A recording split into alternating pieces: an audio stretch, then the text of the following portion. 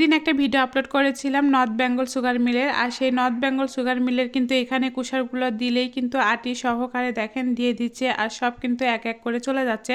যাই হোক, এগুলো সব শেষ করে তারপরে কিন্তু আমি যেখানে চলে আসছিলাম সেটা হচ্ছে ক্যান্টিন, আর এটা হচ্ছে সুগার মিলের ক্যান্টিন। আর এই ক্যান্টিনের মিষ্টিটা কিন্তু সবচেয়ে স্বাদ বেশি, এই জন্য যে কেউ এখানে বেড়াতে আসলে আগে ক্যান্টিনের মিষ্টি খেতে আসে। আর এই ক্যান্টিনের মিষ্টির কথা আমি অনেক আগেই শুনেছিলাম, কিন্তু আমি কখনো খাইনি বলতে গেলে যে মামা যখন নিয়ে যেত তখন খেয়েছি, কিন্তু এখানে এসে আসলে খাওয়া হয়নি। তো আজকে চিন্তা করলাম যখন সুগার মিলে আসাই হয়েছে তাহলে মিষ্টিটা আসলে ট্রাই করেই দেখবো যে কেমন হয়। তো এখানকার কয়েকটা জিনিসের মধ্যে সবচাইতে আমার বেশি ভালো লেগেছে সিঙ্গারাটা। আর সিঙ্গারাটা যে এত মজা ছিল, অনেকে সিঙ্গারার সাথে কী দেয় জানেন? অনেকেই কিন্তু সিঙ্গারার সাথে দেয় হচ্ছে আপনার পেঁয়াজ বা কোনো শসা এরকম কিছু জাতীয় দেয়। তো এখানে কিন্তু শুধুমাত্র আপনাকে দেওয়া হবে কাঁচামরিচ, একটা করে কাঁচামরিচ দেওয়া হবে।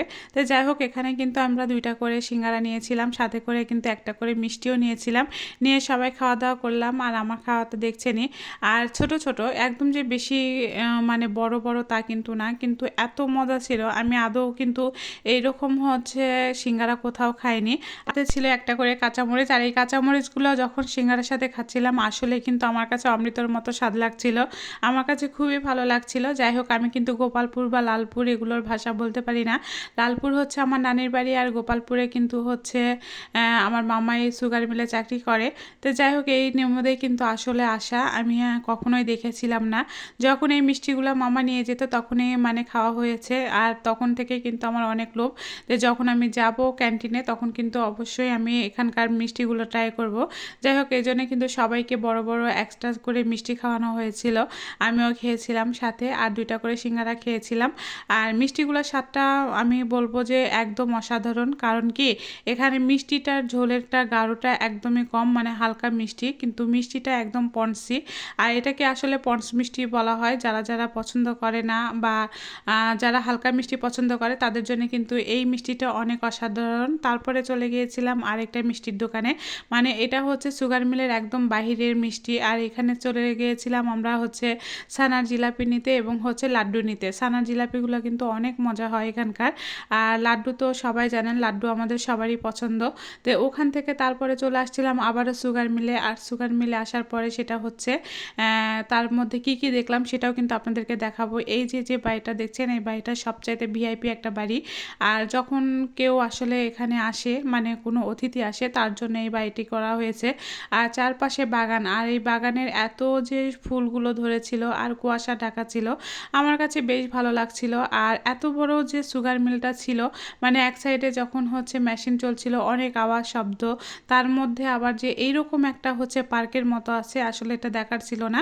মামা ঘুরে ঘুরে সব কিছু দেখালো, আর ফুলগুলো যখন ফুটেছিল তখন কিন্তু অনেক সুন্দর লাগছিল, আর হচ্ছে সবুজের মধ্যে লাল মানে এরকম একটা ভাব ছিল।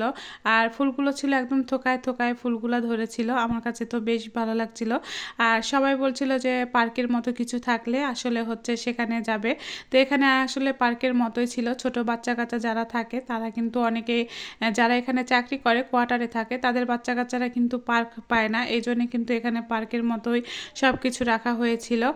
আর এই যে যে জায়গাটা দেখছেন এটা হচ্ছে শহীদ সাগর নামে পরিচিত, আর এখানে কিন্তু শহীদ সাগর নামে এই কারণেই পরিচিত, যখন আমাদের হচ্ছে মুক্তিযোদ্ধা হয় তখন কিন্তু এই সময়টায় মানে অনেক শ্রমিককে এখানে মেরে ফেলা হয়েছিল, ফেলে কিন্তু পুকুরে ভাসিয়ে দেওয়া হয়েছিল, এই জন্য এটার নাম হচ্ছে শহীদ সাগর। আর এটা সবসময় বন্ধই থাকে, যদি কোনো অকেশন থাকে তখন এটা খুলে দেওয়া হয়।